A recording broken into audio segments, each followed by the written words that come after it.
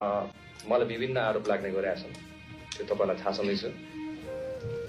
विभिन्न कुराहरू हाम्रोमा मिडियाहरूमा आइरहेको हुन्छ।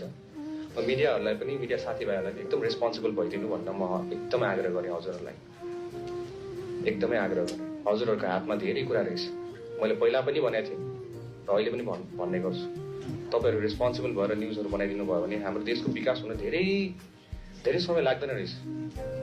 त्यही भएर मिडियाकर्मी साथीहरूलाई मेरो हार्दिक म तपाईँहरूसँग धेरै क्लोजली बसेको छु, हिँडेको छु।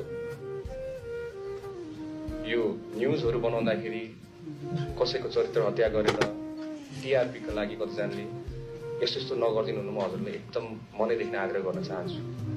अनि कसैको जीवन उनीहरूको लाइफ हुन्छ, उनीहरूको पर्सनल लाइफ हुन्छ, हामीले त्यसमा इन्टरफियरेन्स गर्नु मेरो विचारमा त्यो हामीले त्यसलाई चाहिँ पत्रकारिता भनेर भन्छौँ जस्तो लाग्दैन। त्यही भएर मेरो मिडियाकर्मी साथीहरूलाई पनि मेरो पहिला पनि आग्रह थियो। म तपाईँहरूसँग एकदमै घुलमिल भएर बसेको मान्छे पनि हो र अहिले पनि हजुरलाई आग्रह गर्न चाहन्छु कि एकदमै परिपक्व भएर चाहिँ हजुरहरूले चाहिँ न्युज प्रकाशन गरिदिनु होला।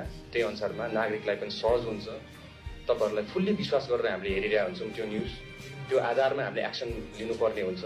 तपाईँले कुनै कुरामा तपाईँको गलत कुरा तपाईँले प्रकाशन गरिदियो भने हाम्रोमा त्यो टेबलमा आइदियो